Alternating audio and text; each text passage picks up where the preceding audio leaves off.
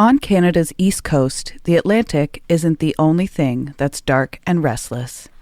It Came from the Maritimes is co-hosted by siblings Evan and Chelsea, who share the region's fog-shrouded legends, haunted lighthouses, ghost ships, and chilling folklore passed down through generations.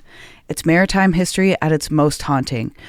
True crime, eerie local lore, and the mysteries that refuse to stay buried. For those drawn to the strange and storied side of the East Coast, It Came from the Maritimes releases new episodes every week. Listen wherever you get your podcasts. Canadian Creepies is recorded on the traditional lands of the Haudenosaunee and Anishinaabe peoples, under the Dish with One Spoon Wampum Agreement. These lands and waters have been cared for since long before Canada existed, and they remain deeply important to Indigenous communities today. As we tell stories about darkness, injustice, and memory, I want to acknowledge the very real histories of colonization, violence, and erasure that Indigenous peoples continue to endure. A land acknowledgement can't undo that harm, but it is a reminder to keep listening, learning, and supporting in truth and reconciliation in meaningful ways. We share these stories not to forget, but to shine light, always with respect for peoples and nations whose land we live on. Welcome, wanderers, to Journey Down the Crooked Path, a place where the stories are stranger, the shadows stretch longer, and the things that go bump in the night might just be listening. I'm Amanda Joy, your guide into the eerie, the forgotten, and the downright bizarre. Here, we step off the well-lit roads of Canadian creepies and venture into the murky corners of history, folklore, and the unexplained, where the whispers grow louder and the truth is never quite what it seems. So let's take a deep breath, watch your step, and whatever you do, don't look back. Once you start down the crooked path, you never know what might follow.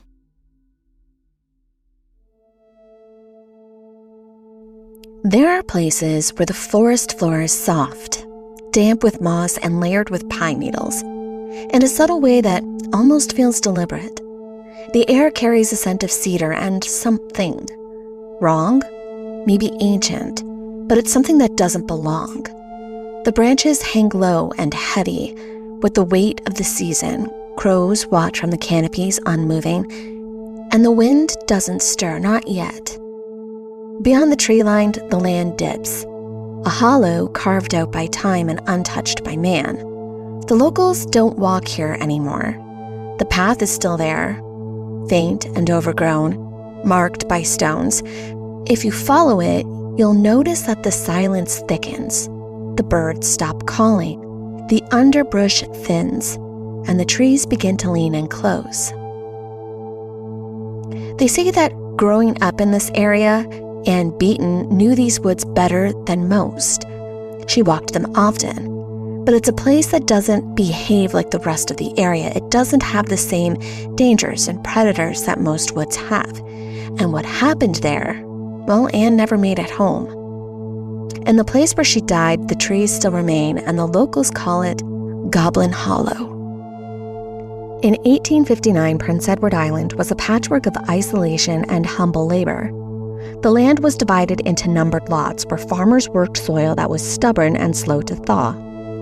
The fields were hemmed by thick strands of spruce and fir, their needles blackened by the long winters and salt air drifting in from the Gulf of St. Lawrence.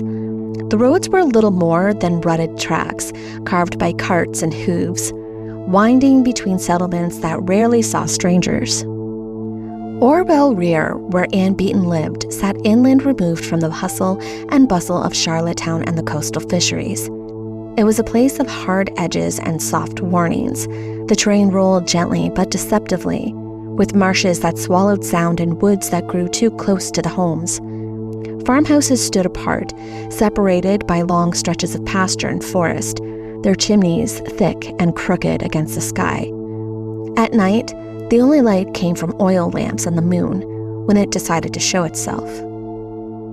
The Micmac indigenous people had known this land long before the settlers arrived. They called it Ibuik, lying in the water.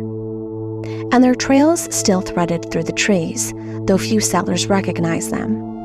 In the hollows and lowlands, the air hung damp and still. Crows nestled in the canopy watching. Coyotes moved on the edge of vision. And in places like Goblin Hollow, silence settled with intent, thick, unmoving, as if the land itself was listening. Ann Beaton lived at Lot 50, a rural stretch of Prince Edward Island where the land was quiet and the people were quieter still. She was a single mother raising her child in a modest home set back against the road, surrounded by forest and fields. Her days were spent laboring, tending to the garden, mending clothing, preparing meals from what the land and the season had allowed. She was respected, not wealthy, not prominent, but known. And in a place like Orwell Rear, that meant something. The community around her was tight-knit, shaped by Highland Scottish traditions that had crossed the Atlantic decades earlier. Gaelic was still spoken in some homes, and stories were passed down by firelight, not on paper. Church attendance was expected, and so was discretion. People helped each other, but they also watched each other too. Outsiders were rare, secrets were not. Superstition lingered in the corner of everyday life. A sudden chill in the room could mean more than just weather.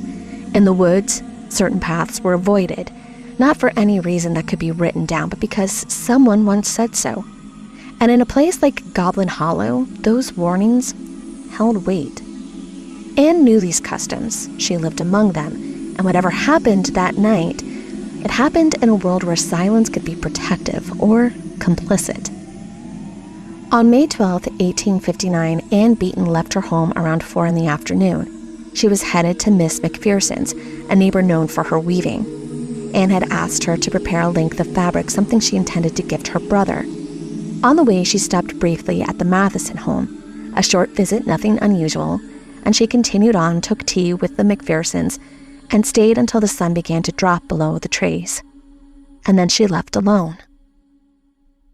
The route back was familiar, a worn path through the woods that passed the edge of Goblin Hollow. She'd been warned not to take it after dark. Everyone had. It wasn't superstition. It was caution. The hollow had a reputation. There were no bears in those woods, no wolves. The danger wasn't something that moved on 4 legs. The danger came from men. By the morning, Anne hadn't returned. Her brother, Murdoch Beaton, began searching at first light.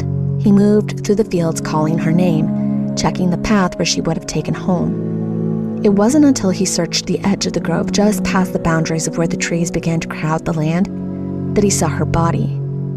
Anne's body was lying in the brush, partially concealed by low branches and tall grass. Her clothing was torn, and her face was bruised, her limbs twisted unnaturally, one arm bent beneath her as if she tried to shield herself.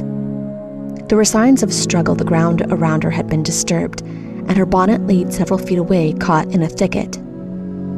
Word spread quickly. Neighbors arrived before the authorities. Some stood back, others wept, and a few stepped forward to help Murdoch carry her body into the house. The coroner was summoned from Charlottetown. He arrived by cart along with a small group of men tasked with forming a jury. 12 men were selected from the local community. They examined the scene. They examined her body. The injuries were consistent with blunt force trauma. Her skull had been fractured, and there were marks on her neck. The coroner noted the absence of defensive wounds on her hand, suggesting that maybe she had been struck from behind. The grove was searched, but no weapon was found. There were no footprints that could be traced. The trees, they offered no answers. The community was stunned, and fear set in quickly. Doors were locked earlier, children were kept close, and women stopped walking alone.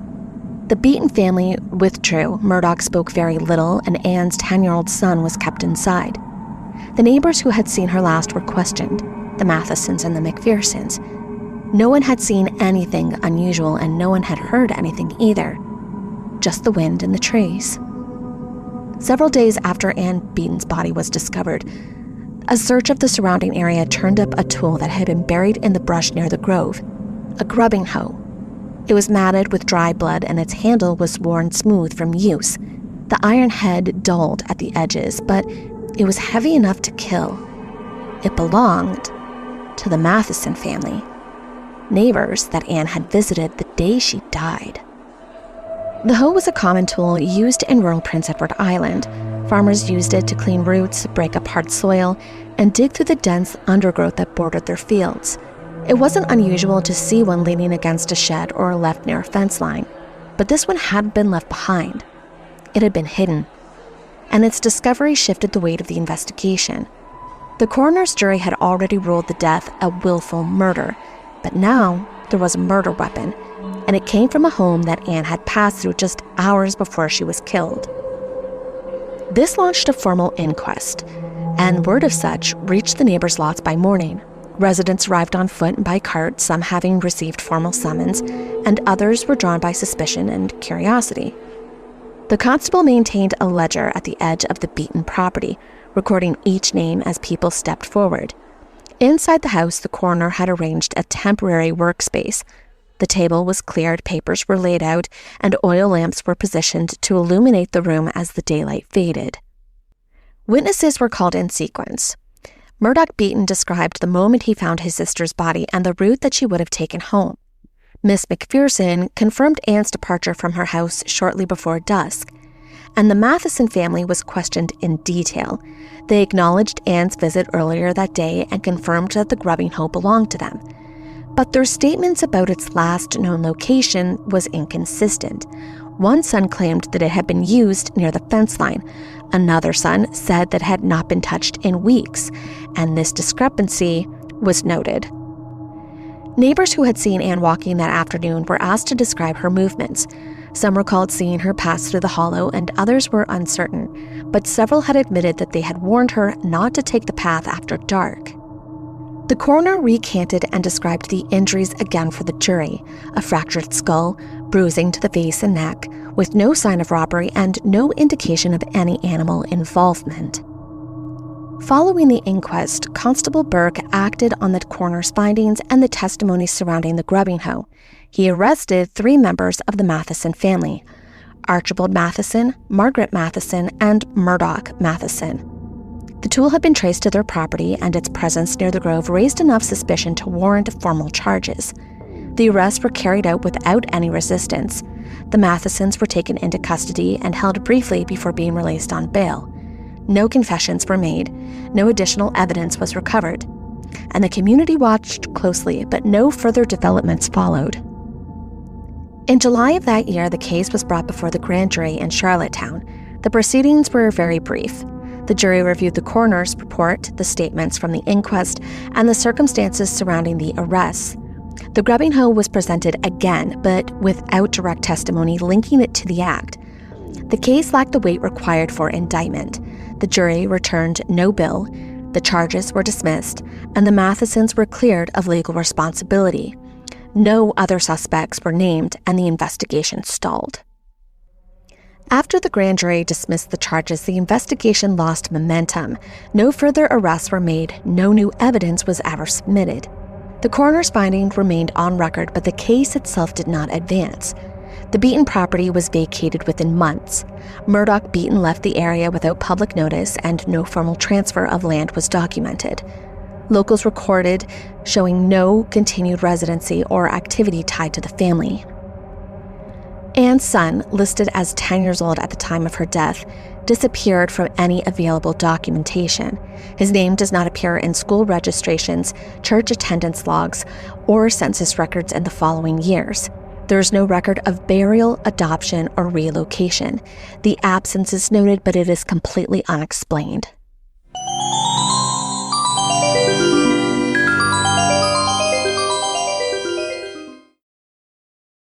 You. Yeah, you. Still haunting the same old fast fashion? Time to dig up something better with Back from the Dead Goods, a Canadian small business where forgotten threads get a second life and sustainability meets spooky. This isn't just upcycled clothing. It's resurrected fashion with an eerie edge. Handpicked, reworked, and revived, every piece is as unique as a ghost story whispered at midnight. And because you're a part of the Canadian Creepies family, you get an exclusive deal. Use code Canadian Creepies at checkout for 10% off. Find them lurking on Instagram, Etsy, and Poshmark. Links are in the episode description. Give your wardrobe a second chance at life, if you dare. Once upon a time, in the land of everyday moments, there lived a sprinkle of magic called icing sugar photography.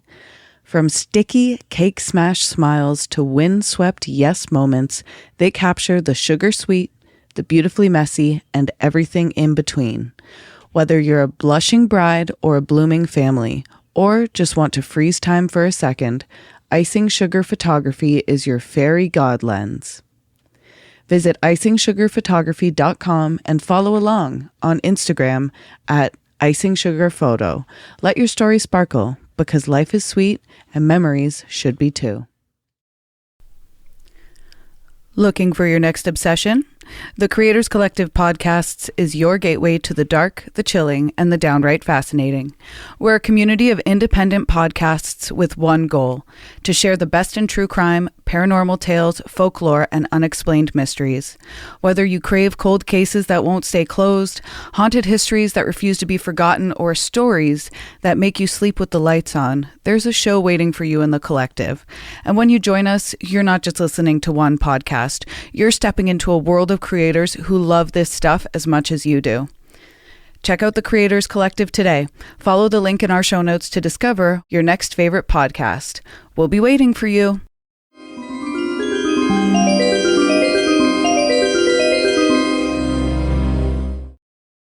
The grove where Ann's body was found remains undisturbed. The path that she has taken through the hollow is still known, still avoided, and still spoken of quietly among those who remember the warnings. In the years that followed, Goblin Hollow took on a different identity. It remained a place that people feared, and the warnings were still passed down to those who considered walking its path after dark. But the nature of those warnings had changed. They no longer spoke of men or of violence. What had once been described as a threat became something less tangible. The concern shifted towards what could not be seen, what could not be named. The danger was no longer living. The danger was a ghost. The earliest reports of ghost sighting came from children. One boy, walking home from a neighbor's lot in the late 1860s, said he saw a woman standing just inside the tree line near the grove. Her face was pale, her dress was torn at the hem, and she didn't move. He looked away to call out, and then he looked back, and she was gone. His parents dismissed the story, but he refused to walk that way again. A girl from a nearby farm claimed that she heard someone whisper her name while passing the hollow at dusk. She ran home and would not return to the area alone again. In the following decades, similar accounts would surface. A woman gathering kindle near the grove reported hearing breathing close to her ear, though she was completely alone. She dropped the bundle and left it behind. A farmer crossing the hollow with a lantern described a figure that passed through the path ahead of him. Tall, narrow, and silent. He said it didn't reflect light. Another man repairing a fence near the Beaton property said he saw someone watching him from the trees. He assumed it was a neighbor until he realized the figure wasn't moving. He called out, looked away, and when he looked back, it was gone.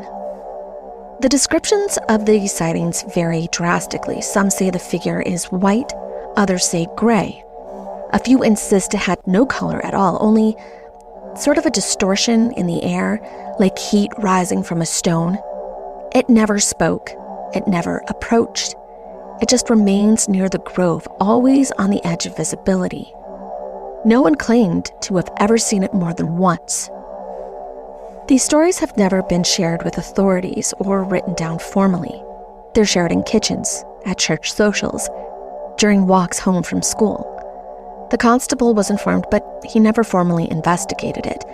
There's no law against seeing something. No complaint to file. The sightings were treated as superstition, as imagination, especially in kids, and foremost as something to be best left alone. But the path through Goblin Hollow remained empty after sunset, and the grove has never been cleared. In the 20th century, these stories continue. A man in the early 1980s working near the hollow reported seeing a figure standing in the trees. He described it as human-shaped but indistinct, like a shadow cast without any light. He didn't speak of it until years later. In 1997, a woman walking her dog near the old Beaton property said the animal refused to enter the grove and began shaking violently. She didn't see anything herself, but she left the area and she has never returned since. More recently, in 2019, a visitor researching local history claimed to have seen a pale figure standing in the grove just after sunset. He described it as motionless and silent, with no visible features. He took a photograph, but nothing appeared on the image. He mentioned the sighting during a podcast interview about haunted places in Prince Edward Island, referencing the murder of Ann Beaton and the long-standing unease surrounding Goblin Hollow. Folklore archives from the region support the pattern. Prince Edward Island has a documented history of ghost stories tied to wooded areas, including apparitions seen at dusk, silent watchers near tree lines, and unexplained sounds in places connected to historical violence. The ghost of a murdered child near Idlewild is said to place icy fingers on travelers' hands. In other accounts, headless men stalk paths, and skeletons leer from the shadows of trees. These stories are part of the island's oral tradition, passed down through generations, and are rarely challenged.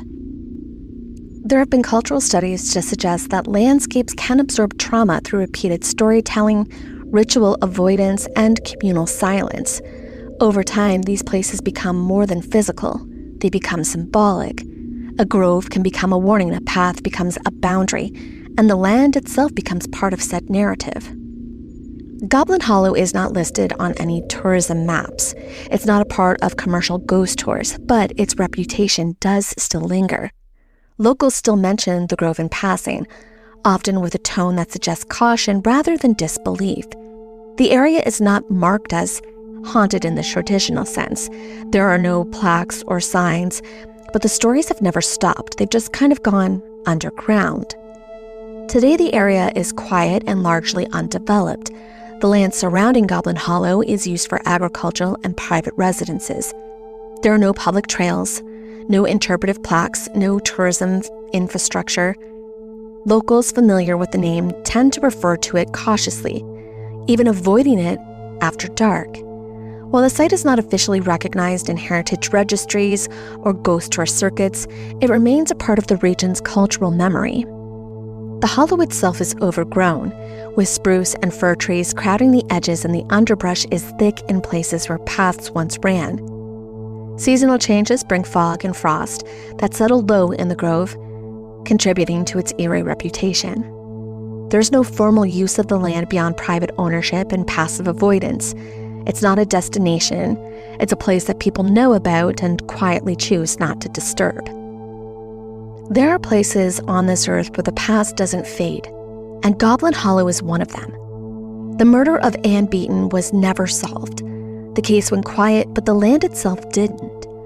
For generations, people have reported seeing a figure near the grove. It doesn't speak. It doesn't move towards them. It's only seen once and never by the same person again. Some say it's a woman, others aren't so sure, and a few refuse to describe it at all. The sightings began shortly after her death, and they never fully stopped. Who killed Ann Beaton? Well, that question remains unanswered. And maybe that's why the figure remains. Not for justice, not for vengeance, but because something unfinished was left behind, and the land absorbed it and it stayed. The case may be closed. The file is archived. Goblin Hollow is still and quiet. But that doesn't mean that it's empty.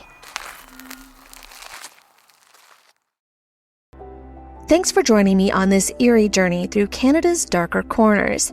If you love this episode of Canadian Creepies, be sure to follow Valerie on Instagram and TikTok at Canadian Creepies. She's the one behind the socials, sharing behind-the-scenes stories, creepy photos, and sneak peeks of upcoming episodes. And if you're craving even more haunted history and twisted folklore, be sure to check out my other podcast, Down the Crooked Path.